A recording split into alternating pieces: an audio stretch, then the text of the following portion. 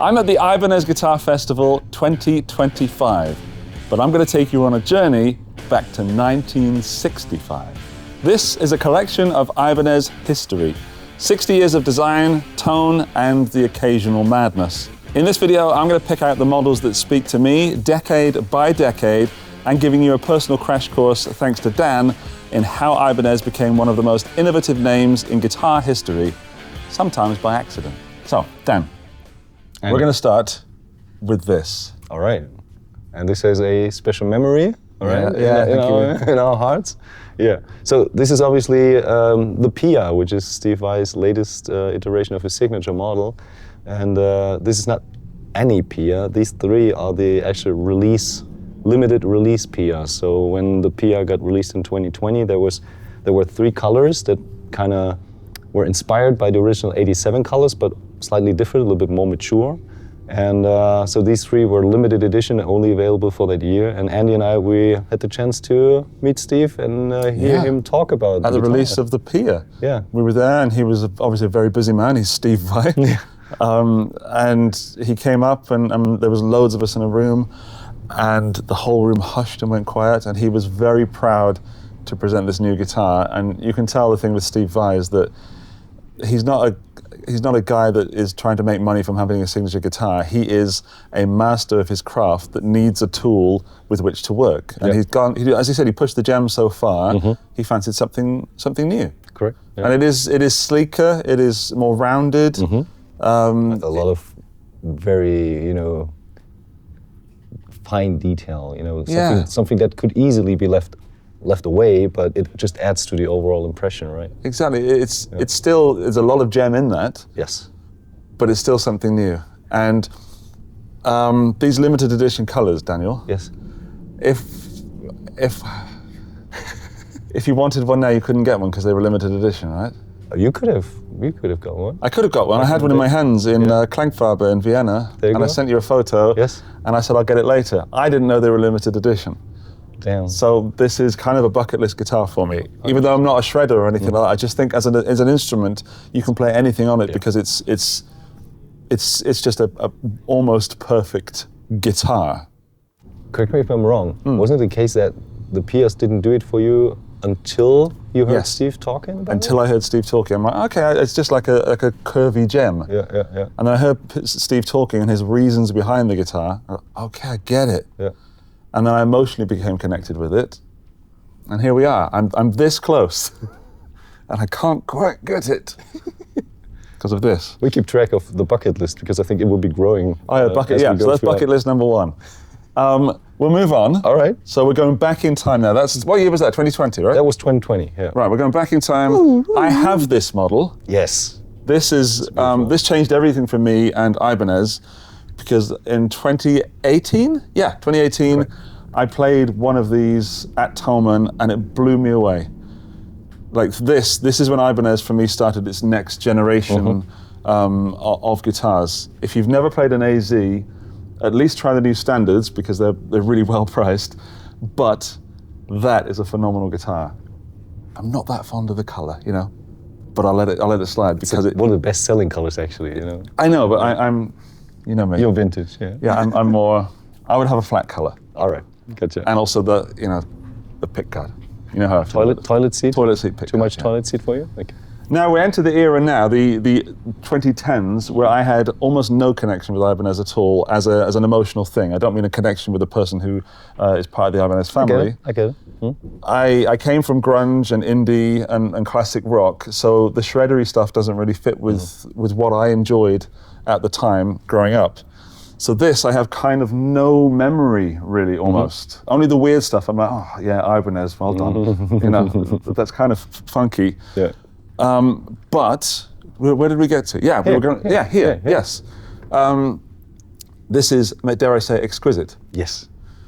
2018. Ish. That kind of represents the time when the custom shop was open to dealers, like basically to the public. So you could actually go to a dealer and you could tell them, okay, I want a guitar with a Buckeye Burl top with red resin on a swamp ash body or whatever, and they would kind of, send us pictures. You could pick your top, and then they would build your own guitar.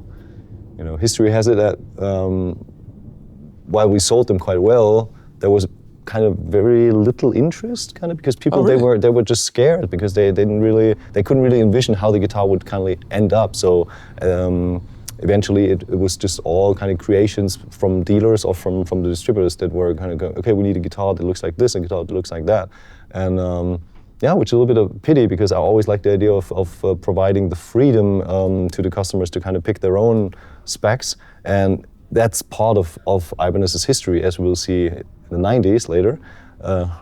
Later? Yeah, okay, yeah. I gotta make the wires in my head. Going back in time? and it was, we can grab that. That was just great, and this is probably the best-selling model. This is called the R9441. F22 G53. Yeah, you know it. Yeah, and that was actually a one-off or a Japanese exclusive for a dealer, and people liked it so much that we decided, okay, we need a similar model, with that white ebony fretboard and the Buckeye burl top and everything. That's just gorgeous, and it's rather lightweight. You can tell. It is? Yeah. Oh, I was really expecting, when you see this sort of stuff, you think, okay, that's going to be weighty. Yeah, no, that's not at all. Yeah. So that's really, like, it's almost too good to be played on stage because you want to, buckle it up and get those things. I love this open pore, touching the wood. I'm big on the wood of a guitar. Yeah, that's the touching point. Yeah, that needs to be right. Yeah, if that's not right for me as an instrument, but that's nice. It's not fully smooth. There's terrain there, and I like it very much. Yeah. Yeah. So that was a great time when we could just go crazy and do that, and then the pandemic hit and everything kind of got changed, and nowadays we still do limited runs. Obviously, we also have some for some festival exclusives here, but currently we're not open for the public to order stuff. So carefully place it back. Oh, careful! That's Mrs. Meinl's guitar. That's Mrs. Meinl's. Yeah. Thank you, Mrs. Meinl. She has this. She wanted explicitly this guitar in the collection. So she's like, I like it so much, Dan. Can you give it? Yeah, of course. Oh, that's a lovely story. I love the emotion in this family business thing. Yeah. Now, we're coming into the 2000s, the early noughties, I believe they're called. The noughties, yeah. And this is when I was in my sort of indie phase and writing songs and really in a band that was the one that should have, the one that should have made me big and famous and successful. And we almost got there. Hey, at least Paul told you. You are the guy who pops up on YouTube time and again. That's what Paul Gilbert knows who I am. Yeah. So I made it. But yeah, in this era, again, I don't emotionally connect with these. So if you're watching this as an Ibanez freak and you're wondering why isn't Andy or why isn't Dan pointing these out, it's because I want to really be genuine about how I talk about these instruments. Mm-hmm. And the one that I connect with most is this. And I told you there's so little I can say about it. Don't scream too much at the screen. But this is a Jet King. Yeah, that's a Jet King. That's actually an even more interesting Jet King, because the Jet King was the offset variant that Ibanez came up with. With that kind of 80s inspired headstock. It's inspired by the Roadstar kind of headstock, but it's kind of quirky and a little bit off. And that's a guitar like the Mars Volta or those kind of guys would probably play. Yeah.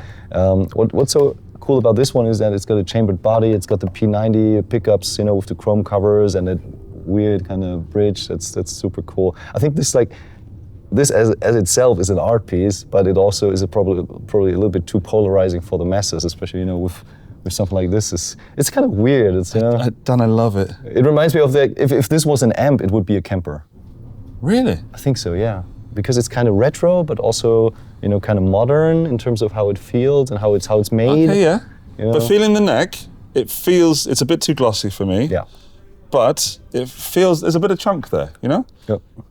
If I was to look for one of these used, if you have one of these and you're selling it, leave a comment down below, because I am now holding it now today, and I'm sorely tempted to say yes, that's something I need to have, because I would see myself playing that on stage. Cool. It's at the end of the day, I dig the looks completely, but I can understand that it at the time kind of was a little bit too much for the audience. So yeah, but it's still a great It's almost piece. Jack White for me as well. There's a Jack White to it, and. If he would pick that up, they would probably skyrocket in value. So don't, Jack. Not at least until I've got mine. Later. Yeah, and then so that's the JTK 30HBK. That's just for my personal notes. So when I'm searching on Reverb and places like that. they can be found quite easily, and even for relatively low prices. So help yourself. Thank you. Not sponsored by Reverb. Oh yeah. Any other store is also available. That I quite like as well because it's glitzy and silly. Yeah. The DARKSTONE was a super cool model. Actually, they were supposed to speak to the metal guys, but really? Hence the name DARKSTONE. DARKSTONE. But eventually, all the indie and alternative players ended up playing them. I would have been playing that if my local store had, Ibanez guitars in, which they didn't, because it was the Squires and the Epiphones and the really off brands, and occasional Fender and Gibson, and there would be the more regular Ibanez guitars, RGs and things like that. There's no way they would have had this because they wouldn't have sold it. Correct. It's risky for dealers. But they would have sold it to me probably. Yeah. Sometimes. Simon's Guitar Shop from Gloucester could have made a sale there. All right, moving on. Was there anything that was floating your boat? Yeah, this is a weird era for me. As I said, I like this kind of like a Dan Armstrong throwback to this acrylic body stuff. But I'm sorry to gloss over this, especially this, which I think is super cool. But I'm going to jump straight back into the next decade, if that's all right with you. All right, let's do that. 1990s, the main time that I was playing guitar, when guitar was everything to me. I mean, it kind of almost is now, but the 90s were, I guess for both of us, the biggest influence on the last decade of great music. Don't say that too loud. No, don't say that too loud. Anyway, when guitar was really still in the what's the word? Pop culture, should we say? Although you might argue that in the 2000s we had nu metal, like Linkin Park and Biscuit and those kind of. Okay. Fair enough. Leave your comment down below. Am I wrong? What's your favorite era? Yeah. And why is it 1990s? Raised in the wrong century or in the wrong decade. I don't know. Yeah. Which decade would you have liked to be born? I'm pretty happy with the 80s. Okay. I'd like to have been earlier because of seeing the 60s and the 70s, but then I would have had to have lived through the 80s. And you know what I mean? Yeah, we were kids in the 80s. That was pretty good. Great. Great time. All right. So yeah, 1990s, my decade of music when I was really playing guitar. And of course, I have to talk about the AT100 because you're such an Andy Timmons fan and Andy Timmons is such a lovely guy, but this is such a great instrument. And for me, it's kind of the first time that Ibanez get really close to something super vintage since Ibanez was vintage. Yes. Yeah. And it's quite a turn from what is, if you look at the guitars around it, so we've got this gem and some wild colors and some wild shapes, and you've got something that is very Strat. Why did Andy Timmons ask for this, or how did this story from the AT100 come along? Why was he gone from his shredding sort of stuff into this new sort of more vintage phase? Well, I think he started with Danger, and he was a shred guy from the get-go, but always also a well-trained musician and playing jazz and studying even jazz, I think in Miami, and he was always walking both genres very well. He would do the rock pop thing, but he could shred, and he would play with a shred band, faster, harder, But eventually, I think I know he has a couple guitars that are super shreddy guitars. They're just like regular RGs, 24 frets, humbuckers and everything. But when it came down to his do-it-all guitar, he kind of took the bones of the RG line, which you can see, the outline. It's a pointy guitar. It is. The pointy headstock and everything, but he wanted to go a little bit more vintagey. So instead of the angled headstock, he went for the kind of vintage variant. He has a very, very narrow neck that's inspired by a 50s Tele neck. So very, very narrow. It's unheard of. That's the narrowest neck that Ibanez has ever produced. It's a kind of very open pore finish as well, which ages very nicely when you play it. And but still he went to like it's a blend of modern specs and vintage feel. He went with a more modern Wilkinson trem. He also picked, at that time he had 2 volume parts. I've never noticed that. Yeah. So you could almost as on a Les Paul, you could dial in the humbucker in the bridge position, or these two. You know, and these are humbuckers as well. These are actually these rails, are right? no, these are cruisers, DiMarzio cruisers. Oh, DiMarzio cruisers. But these are not designed for neck position. These are actually pickups that go to the on the bridge position. They are much hotter, which gives him that kind of edgy tone, even if it's slightly if he's That makes a playing lot of sense. just with a little bit of overdrive, you know. I think what throws this guitar off is the finish. Yes. Like, because it's a vintage finish, it makes it look more vintage than it actually is. If you're seeing these two side by side, Yeah. you're like, oh yeah, of course, I see the lineage there. Yeah. But if that was bright yellow, then you go, okay, that is a very modern guitar. Yes. But because it's this burst, that's the vintageness. Yeah. And the bridge, of course, makes it more vintage. Yeah. That's really interesting. I'm seeing things that I've never seen before, even though I've been around these guitars so often, and around Andy Timmons fairly often as well. Yeah. This is a wolf in sheep's disguise. 100%, Yeah, it absolutely looks it. Now I'm seeing things I haven't seen. But the guitar that I would have picked up in the 1990s, Of course. is this TALMAN. Tell us what's the right pronunciation. We're still. I'm gonna go for Talman. Talman? Talman. Talman. Okay. Yeah, Yeah. Oh, there's no spring in the actual Bigsby. This is not something Yep. The relationship between Ibanez and Bigsby. I would never put these two companies together. I hear you. Yep. Yeah. This needs a bit of work. Yeah. They need to be. But I dig it. It's a bit small for a large fellow like me. But bringing this up to date quickly, the Yvette Young YY10 Yeah, and YY20. and YY20. But for me, the YY10 is a big old chunky neck, and I'm like, oh, that's a wolf in sheep's clothing. Yeah. Because I thought that would be the same as this. So I think that's a great looking, and I've never actually plugged one in. Okay. But I'm very interested how it sounds. But as an instrument that fits, yeah, and the sparkle finish, of course. That does it.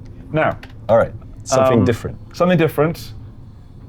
This is super weird, and we had the Ibanez Guitar Festival yesterday. I didn't even see it. Yes. What is this, Dan? This is the RG KB4, and it's funny enough because nobody actually knew anything about the history of the guitar. It was displayed at Messe at some point, and for Ibanez Guitar Festival, I really wanted to tell stories about the guitar, so you can see it. Guitar Those stories, you might say. guitar stories, yeah. Oh, there's a good podcast that existed in the past. No, anyways, so this is a very special model because there are a couple of those where they kind of were experimenting with the design of the bodies, and I think that was inspired by the then president Joe Hoshino back in the day, who wanted to have something different at trade shows. They were questioning, okay, if we go to trade shows, do we just show what we have to offer, like in our regular lineup, or do we have those kind of showstopper models where everyone is like, oh, crazy, what's that? Right. So they eventually came up with these designs, and there are only a handful of them, and that's what makes them so special. There's no real history about them, and you can tell that this has been handmade and sprayed and everything. It's not flat and then sprayed over. I was expecting that to be tactile, but that's raised. Yeah, correct. So I can feel it. Just feel it, yeah. 90s Andy would have hated this. I know. This is so not, but now 2025 Andy looks back at that and thinks that is super cool. I could do without that if I'm honest. It's this that intrigues me. Yeah. And then this HSH sort of configuration, and I do love the RG in an almost ironic sense. As a tool. Like, I'm not a shredder, but I love RG guitars because of that sort of, if you want to get a bit, not athletic for me, but something reliable that's going to stay in tune and all that sort of stuff, and you can really have some fun with it. It's a fun guitar. Yeah. This is even more fun. Well, not even more, but in a different way. Yeah. We're going to zoom past, because 1990 is my big era, of course. I just want to point out this one here, because it's also a Talman, right? But it's not the same shape as that one. Yeah, so they were like the TCs, and this is the TV shape, so TV slightly off, and still in the lineup as the Noodle signature model, the NDM5. So it's always great that some artists kind of stick to those models, so they stand the test of time. Even if customers don't really gel with it, then at least some artists, they love it so much that it kind of becomes part of the program as an artist model. I can see some AZ in that as well. Yeah. There's a little. This is why I want to go back, because we know the things we know right now in 2025, and we're going sort of backwards to see the lineage. That I see some sort of Les Paul Jr. as well in this. There's vintageness there. Yeah. Starfield. Yeah, that was actually that received a new name because back in the day, Ibanez didn't want to spoil the DNA. They had just established themselves as the shred company with the Jam 777. And but they also saw market. You know, this is very kind of Paul Reed Smith, PRS inspired. Yes. And then you've got the cabriolet version of that. That was called the Altair, and this is the cabriolet. And they were actually made in the US or made in Japan. So there was even you know, a different type of or different way of producing it. You know, the Japanese style, or then going to the more like the custom shop style of the US production. They didn't do it that well, and it was a rather short-lived project, but it speaks for Hoshino that they always wanted to push kind of the envelope and even expand further, similarly to what they've done with the AZ 20 years later, right? Or 15 years later. Someone was talking to me about this guitar the other day online in the comments section. I didn't know what they were talking about. That's the one they were talking about. We've hit 1991, so I started playing guitar in 92. So now we're into the era where guitar for me is just a fantasy. Okay. And oh my goodness, wouldn't I love to be in that world, but I don't know how to get into it, you know? So, before we get any further, what? That's a Firma, that's a bass that has been designed with... No. Okay, no? No. But it's super ergonomic. No, it isn't. Check that out. It's super ergonomic. It's like it's kind of alien-ish design, kind of. I don't know. Nope. That's form follows function. Form follows function. Yeah. He's not convinced. No. All right. Right. 1990. Yes. We've got this.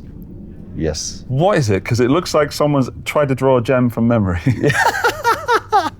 Oh, fantastic. I've never heard that before. That's so great. This is a 540p2, and actually what they wanted to do is have some sort of like an RG offset design, because the RG obviously was speaking to a lot of people, but they wanted to expand a little bit more and kind of widen the market. And actually, especially this guitar, they were very welcomed in the metal scene. You know, Alex Skolnick, for instance, he was one of the users back in the day. And yeah, luckily we were able to buy this guitar back, and kudos to DiMarzio, who rewound or kind of redesigned those pickups for us. So this guitar came without the original pickups. Oh. So I reached out to the DiMarzio guys and were like, you've done this in the past, you probably have all the all the ingredients, let's put it that way. And they even had the stamps, so they even put the Ibanez USA stamps on it and do that tampon printing kind of thingy. Great job, guys. A question: why is this there's a sticker on it? Yeah, that was was it a mistake? And then no, they did it back in the day. The 90s models very often had those stickers as well. I didn't know that. Yeah. I mean, I didn't play guitar at this point, so how would I? Yeah. But I really like that, and I think you could do well with that. In modern day, you know? Of course. It's weird enough, but there's a lot of function there. Yeah, and check the number of frets. I can't count that. 12, 15, 17, 19, 21, 22, 24. That's so cool, right? 2 octaves of pure joy. Yes. Right, now, this I know, very famous model. And actually one of the longest running. You know, they are super sought after still to this day, but this is actually, after the white one, this is the second longest running gem, the floral pattern. Yeah. I didn't know that. Yeah. But these are the sort of things I saw used when I started playing guitar. So we're jumping ahead a few years, and I thought there's no way I ever want to touch that. Mainly because, like, seeing this kind of thing, like, how the heck does that work? Yeah. And this kind of turned me off from guitar when I was at the age where these were around, because it's like, I don't know, they're going from a manual driving car to an automatic. Or it's where do you begin? I couldn't even restring my telly when I got it, you know? It's confusing, you gotta admit, especially the double locking system. Yeah. Ideally, every guitar teacher should basically give a brief introduction to their students about how to change strings on a regular guitar and on a double locking guitar, because that's a tool, and it's almost as if you leave out some cutlery. You know what a fork is, but you know what a knife is. You need both, right? To get the job done. So back further into 1980, to the beginning when I was kind of born, and something happened to Ibanez about sort of in this kind of area, right? Yeah, big time. And then we got these. Yeah, Steve Vai happened. Right. In the mid-80s, Steve Vai was the big thing. You know, there was Shrapnel Records and a lot of great shreddy artists. And every guitar brand wanted to have Steve Vai. And eventually turned out that Hoshino was the company that was the most dedicated about, and also probably the most brave, because they came up with a rather unusual design first to win him over, and then they designed that beautiful guitar with him. which is called the Gem 777. Yeah. And that was an expensive guitar back in the day. There were like 3 colors, the Shocking Pink, the Loch Ness Green, and the Desert Sun Yellow. And this one was limited, the green one, only 777 pieces, all were hand-signed by Vai. So, and history has it that even like the high-ups at Hoshino, they were not sure if that guitar would sell. And they were like, oh, you really want to do 777? And Vai and you know, his artist guy, they were like, yes, we got to do that. So he actually went to the factory, he signed every single one. They have like scribbles on the back, etc. So yeah, they even had like the almost infamous headrest. You know, back in the day, there was a similar device from Kahler, and they kind of applied it, which is like a device that covers the tremolo. So if you rest your right hand on the guitar, you don't detune the bridge because it could go slightly out of tune, slightly sharp. But only a couple of guitars have been shipped with this device, and it's almost like the holy grail nowadays. Yeah, yeah. So and this was actually really the turning point for Hoshino, because in the mid '80s that was like the shred era, and the super strat was very big, and every company wanted to be the #1. And what actually happened is, and you can see that here, that at the NAMM show, Summer NAMM in Chicago in 1987, Hoshino had a big display, and it was all covered, and there was a major release, and you could see from the faces of the competing brands, you know, the high-ups of the competition, that they were like, holy moly, now we're screwed, because they immediately knew this is a thing, you know. And the audience's reactions was great, and it's just, yeah, they had just everything organized right, you know. They had those guerrilla security guys that were making sure nobody is peeking underneath the cloth, and then there was a big reveal, and then, you know, that's super cool. And is he rising out of the pyramid? No. I think this is I think this was just an ad, but the design was similar to that, and there was a big reveal back in the day, so. Yeah, that would have been a very Vai move. Yeah, it was, wouldn't it? To kind of come up from the pyramid. Yeah. No, but this is great, and these are like the OG super strats, basically from the 80s. And yeah, this is actually a reissue version. There was as a 30th anniversary, there was a reissue of this model as well. But it's super cool because you can see the time, you know, these guitars have spent, and some, you know, being played. Obviously, it's really cool. You say this one's not in great condition, but I kind of like it because it's got some mojo. Correct, yeah, and you can see, you know, it's got the battle scars, and it's well deserved. It's not relic. The sticker there as well. Yeah, that was a sticker. Yeah. What did it say? I don't know. I didn't peel it off. It came like this. So. Yeah. Wow. Cool. Even the knob has worn away on top. So that's crazy. Yeah. A lot of history. The next guitar I want to talk about, Dan, is this one. Yeah. It like you say here that things went very right for Ibanez. They could have gone very wrong looking at this, because I'm not a fan. You're not a fan? Not a fan at all. It looks like a telly that went wrong. Kinda. I mean, they were trying to, you know, explore the territory, and in that Roadstar was what the predecessor to the RG. Actually, RG stands for Roadstar Guitar. Like ES stands for electric Spanish, RG is, you know, just the abbreviation of that term. And they kind of wanted to explore in what directions they could go. And this is the 58T, or also called the Turbo T.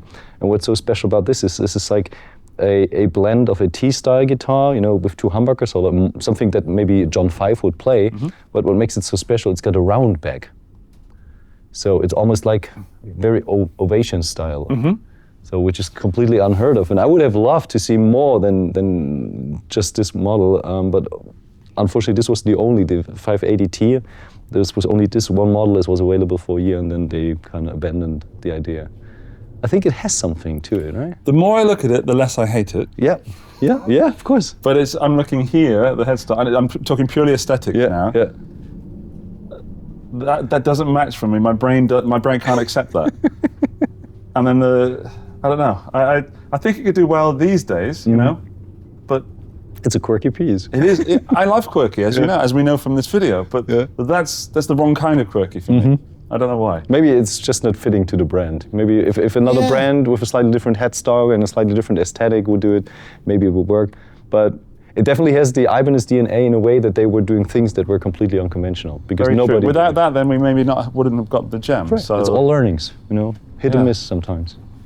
Yeah, and as we talked about the Roadstar guitars, you know, there are some, these are the OG Roadstar guitars, and we had a couple great artists like Steve Lukather. There were 2 iterations of the Lukather model. This is the RS 1010 SL, which is cool, kind of, because Lukather is such a household name, and kind of exploring also his journey, you know, where he started and where he now is nowadays.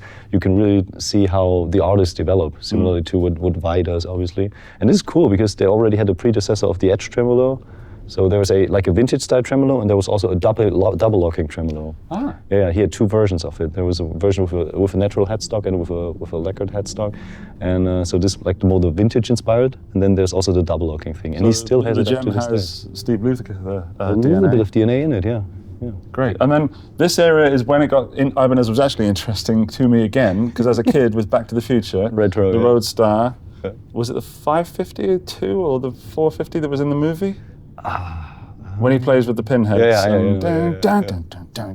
He's playing a Roadstar. Yeah. And I never knew that was a Roadstar, but that was the first time I saw guitar and thought, I want to do that. That's cool, you know. And then of course later with the Gibson that he played that was red and all fixed up from Norma's Rare Guitars. Yeah. That really sort of seated it, the Johnny B. Good. But I didn't really care about the red guitar at the time. I cared more about the black one, which was the Ibanez. But it took me years to actually discover that was an Ibanez. Yeah. Anyway, yeah, this is the era we're in there. Yeah. Yeah, again, they had great artists, Ellen Holdsworth, even Gary Moore was playing Ibanez at I didn't know Gary Moore was with Ibanez, ever. Yeah. He never had a signature model, but especially the RS 1010 and that nice cherry sunburst he was using quite often. Okay. And it's funny that guys like, there's a nice picture of Paul, that guys like Paul now rediscover these guitars. You know, he's collecting so many of these. And he was standing here, he was like, oh, that's a great guitar. I remember that vividly. And I have one like this. And you know, he was. I really like this. I like the understatedness of. Yeah. It just works for me. Yeah. Also, that shade of blue is something that looks very classy with the gold, right? And one of my favorite things about Ibanez guitars is the knobs. Sure grip. Sure grip.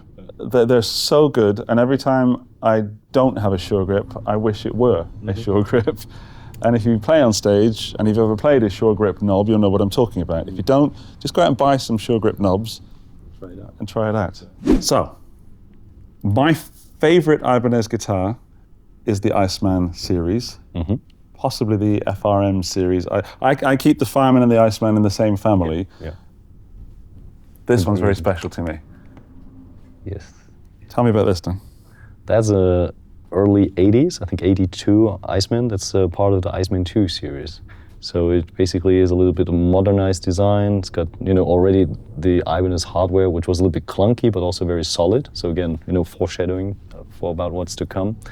And yeah, back in the day, they had all those shapes. They had Explorer, or Destroyer, how we call it, the shapes. We had the Iceman shape. And what's so cool is that at that time, there was no differentiation between the own designs and borrowed designs. They were just churning those out. And nowadays, it's a little bit more tricky, obviously.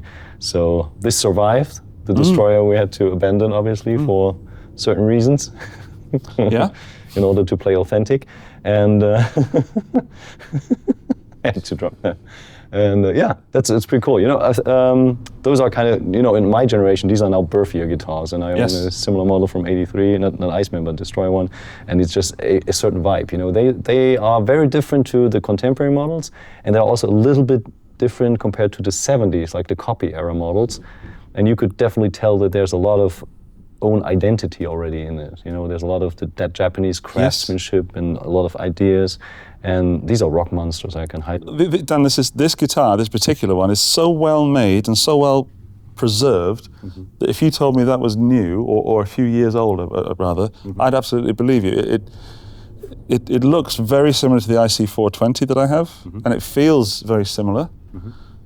And yeah, this is the crafted in Japan one, but yeah, if you don't look at the headstock, it really, really does feel like you should be bringing this back. It's insane that Ibanez are not doing more of these double humbuckers, so you can really appeal to the people that might want something different from a Les Paul, you know? Yep, I hear you. So we're in constant talks about, you know, getting some more models.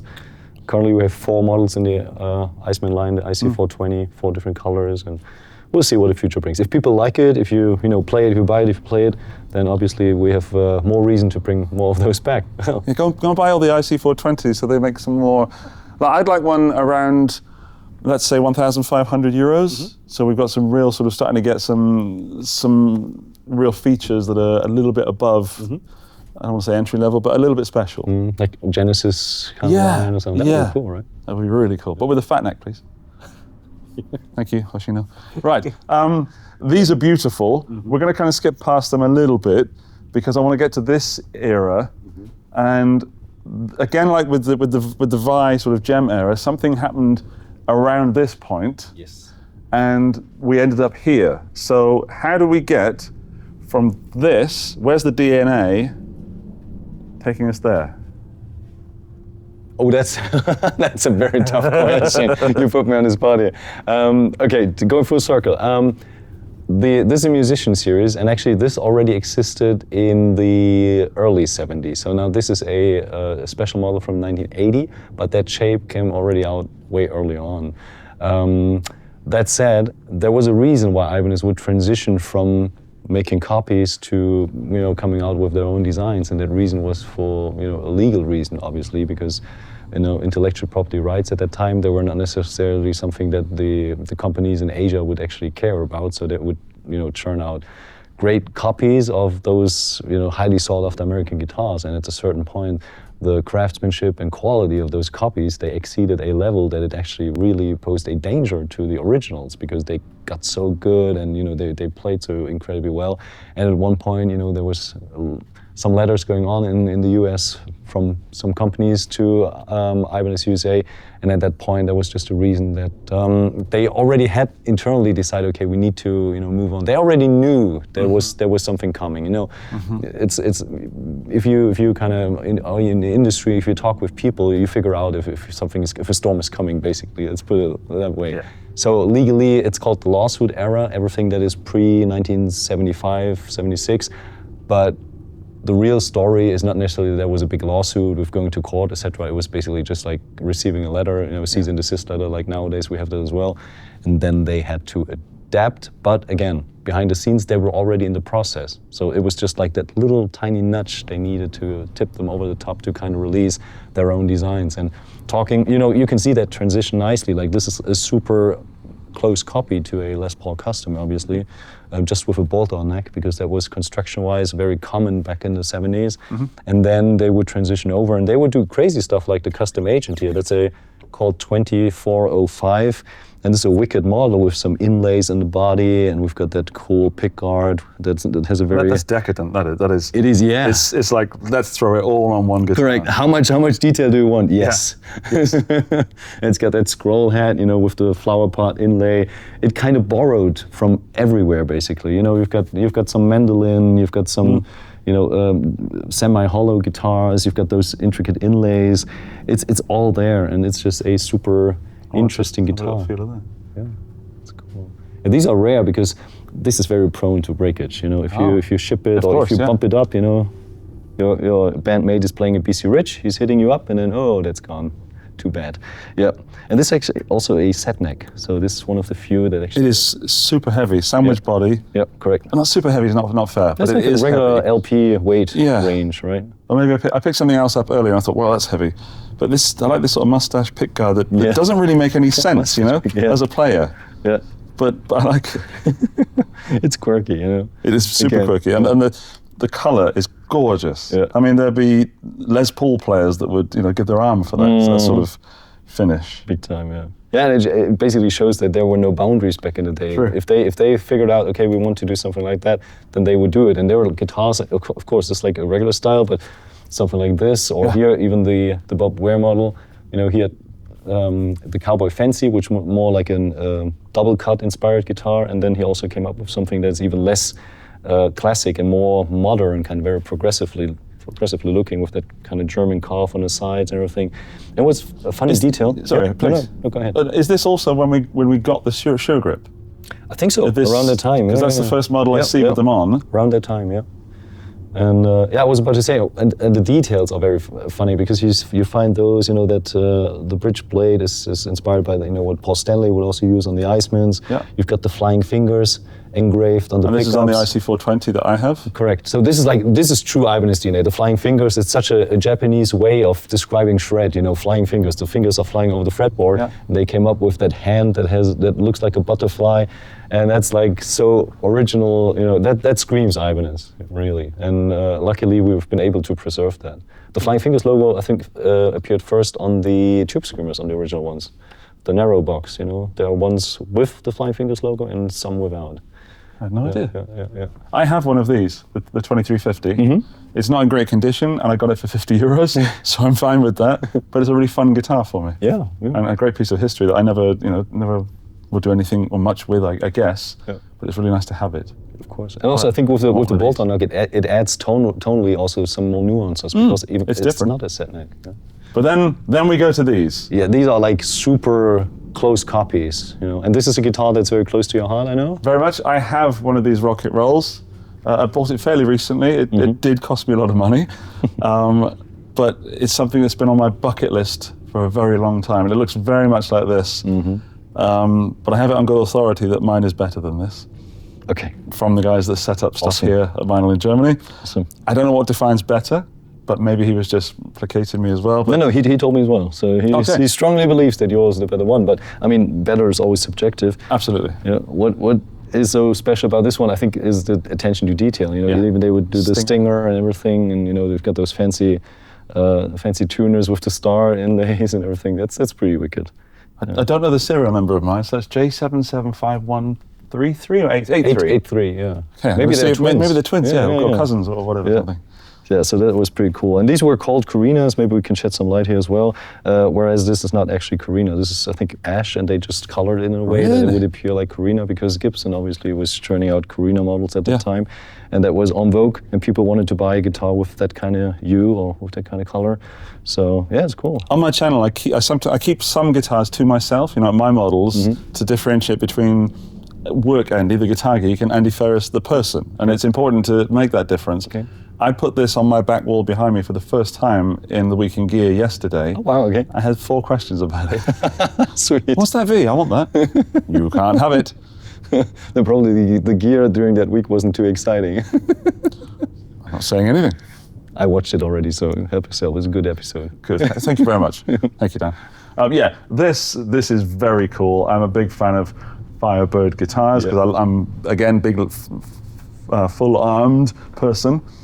And I like bigger models, and that just makes sense to me. This is super weird.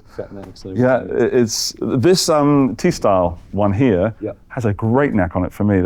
So I've done my own personal research. So when I see one of these for sale, the 2368, I know that if I buy it, the chances are that it can feel right. So like for that stuff, that was string inspired, that's pretty bold. It's super heavy, yes, it's super heavy. We're not going to take it off. No. We got our first acoustic in this lineup? Yep. We had a big, sometimes with those exhibitions, I gotta make sure that we're not repeating ourselves. And at the last festival, we had a big TALMAN acoustic guitar exhibition. So because TALMAN, Ibanez did also, or Hoshino did also release some acoustic guitars under the name of Tama, which was the founder's wife. And obviously Tama is a drum brand nowadays, but they also, released guitars, and they are sought after nowadays because they were super classy. They sounded great, and they had their own voice, and the craftsmanship was spot on. But I put this out just to show that despite there was Tama as a friend, Zikinskir. Oh yeah. ST, Okay, yeah. Yeah. There were also some Ibanez guitars, of course inspired by some of the US models, but already, with a unique headstock shade that kind of developed over time with their own inlays and everything. Reminds me of New York. Huh? Yeah, so kind of a New York you might see on a D'Angelico these days. Yeah. It's a very subtle D'Angelico kind of thing. Yeah. A little bit more Art Deco inspired. Also with a crown, etc. And I'm a sucker for the old Ibanez logo. It's cool. Pretty, isn't it? Yeah, I like it on there. It's almost like you can't read it. Yeah. And they were all inlaid, so sometimes you have those minor imperfections with those logos because they were not pet printed on there. They're all inlaid. So sometimes it's they're a little even the Rocket Roll. Even yeah. So that's super cool. Well, let's go back into the earlier 70s and the 60s, which is we're getting right to the beginning of Ibanez's Ibsnezeaeseses DNA. And for me, this is possibly the most interesting part, 'cause getting right back to the start now, the oldest model you have. We can still see this sort of artist, sort of musician, particularly like the pickups on this, because they look so of that era. Yeah. Kind of dog ear inspired, but also different, right? Yeah, they look so 70s. Yeah, they look. Got another acoustic with a pickup, which is really low in there. It's something like Tom Petty would play, right? Yeah, exactly. And then we've got more musician stuff here. We have the obvious sort of Beatlesy inspired thing. I didn't know Ibanez did one of these models. I walked in and thought, that can't be an Ibanez. Yeah. And even you know who brought it back? A signature model? Paul Gilbert. Really? Mm-hmm. You can check that out, or you can add some footage if you want to. We have that on the exhibition as well. He brought it back as a Japanese exclusive signature model in mid-90s-ish. Oh, the funny, weird-looking one over there. The white one, yeah. Yeah, it's super weird. Well, you can see it right now, but it is super weird. Yeah. I'm not sure if who am I? Who am I to comment? However, Dan. Yes. For me, this is a standout piece of the whole collection. Yeah. It combines so many things that I love and then covers it in gold sparkle, which I love. Yeah. So it's the 2397. Yes. So we're getting really close to the beginning of Ibanez and your numbers. But there was subsequent numbers. There was no logical system. It was just like 2397, 2398, etc. So it was even worse. Yeah, it's just an arbitrary number, but now you have things that actually mean stuff. Makes sense, yeah. To mess with people. Yeah, I know. But yeah, this is, well, you tell me. Well, this is again a kind of blend of various designs. I checked when we prepared the exhibition. I checked some of the old materials, and this was actually promoted as a electric Spanish 335 variant. And we already had a brief look earlier on, and we decided, okay, well, it is definitely inspired in terms of the shape, but overall it also looks very much like a casino guitar. So it kind of, brings along a lot of those completely hollow, right? Yeah, correct. Idiosyncrasies of both models, kind of. And you have those weird pickups that look very Art Deco again. You've got that bridge design that's rather unusual. They would just do whatever they felt would appeal to the masses, and they got inspired by what was happening in the US, obviously, and in England, of course. The whole beat movement and everything. But it was always a little bit part of Ibanez's DNA to come up with something that is kind of unique and still has their own ideas, ingrained somewhat. That's what's on the Rocket Roll, or very similar. So I love this DNA that goes through. That is, I must admit, as this feels very. In Germany in the 60s, there were lots of guitars, and the UK as well, that I can speak of with some education there, that weren't great, but they sort of looked at the shapes of things that were coming out of the bigger factories and copied them. Yes. And this doesn't, it feels like one of the, I have a couple, and Tysco and stuff like that. And this doesn't feel like it might be a great guitar because there's a gap in between the body and the neck, for example. Yeah. But what it did is it had its own little characteristics. It didn't sound like a 335 or a 355 or a whatever. In trying to copy it, they created something that was actually kind of near. Oh, good and Stettin tuning. Yeah. I really think that's really fun. It is. Even down to the red winding on that string there. I don't know how old that string is. It could be super old. You never know. Yeah. It was cool, and it was, at the end of the day, it was all, as we said, part of the journey, because these were the humble beginnings. You got to understand that Hoshino as a company, when they started with making guitars, it wasn't electric guitars, it was nylon string guitars, because this was just what was happening in the world, and Hoshino was a small bookstore in Nagoya, and they started selling nylon string guitars because they saw demand, and then eventually demand outgrew what the supplier in Spain was able to ship. And they bought the name rights, and then they produced their own guitars. So this is basically where the journey started, because then they became a manufacturer. They were no longer just a retailer or a distributor. They would actually make guitars, and they had to learn some lessons the hard way, some lessons that probably came naturally. But it was a process. It was an evolution, and this is just a testament of that time, and a testament of trial and error as well. And it's pretty cool also to see how that especially this model from '65, how it also kind of symbolizes the times these guitars were made in, because with most models that we basically covered here, you can probably even put them in the right decade just by looking at them. Yes. And yeah, this is a funky one. That's I haven't touched it yet, so I was going to touch it earlier. I wanted it to be the first time as we're shooting. That's a 360, yeah. It's super light. Well, it's a hollow construction. It's got those super cool, like 50s inspired switches. Single coils, of course, so it's probably gonna make a lot of noise in any environment. Yeah. And yeah. But we tend to over-analyze things these days, but that would be the difference between someone having a guitar and not having a guitar. 100%. And what they always made sure at Ibanez is that these guitars were playable, and that the ingredients they used, all this, something like that bridge construction. It's probably not perfect. It's probably there were more advanced systems, but they would work and they wouldn't break the bank. If you showed a guitar like that, it was very accessible compared to the US models, and if there even were some available, and still made in Japan. So that's part of that Japanese journey to that superior craftsmanship that we see nowadays. And I think this is probably still in very good shape for its age. I mean, it looks it, yeah. 1965. Holy moly! That's our parents' territory. Yeah. And they were born. This is, if my parents had been guitar players, this is one of the things they could have considered. Yeah, 100%. But I've just seen that the shape of the headstock is very familiar. But one of the things that I like about Ibanez as a brand is that Ibanez is always moving forward. And there are certain brands, other bigger brands, that are very much relying on their past in the modern day. And that's not a bad thing. Mm-hmm. I love it. However, Ibanez, if you compare this to the Pia, you're not going to bring this back, really, as a new model because of its heritage and all that, and put some marketing spiel on it. You're going to go forward with the Pia and other models and the AZs and all these new things that are coming out. But they all have this DNA, which is making guitars for people to play. Mm-hmm. And then, okay, that doesn't work so well. The music is progressing. We need to give you a tool to make the music, and you can't dive bomb on that. Okay, but what can we do? And then you get these geniuses like Steve Vai coming along and explaining what he needed, mm-hmm. and then Hoshino and Ibanez providing it. Yep. I think one of the claims back in the day was tools for today's musicians. There was a premise what they advertised their instruments with, and this is pretty much spot on, because this is what Ibanez is all about. And it also concludes basically that journey.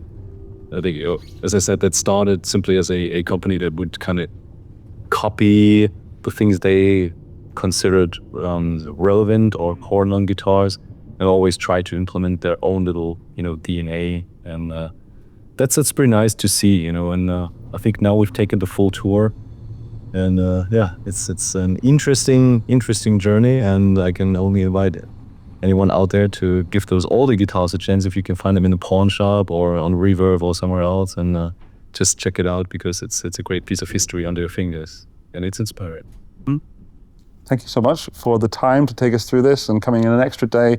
I know you've done so much work at the Ibanez Guitar Festival 2025, as have the rest of the Meinl crew. It was a phenomenal show. Thank you for inviting us.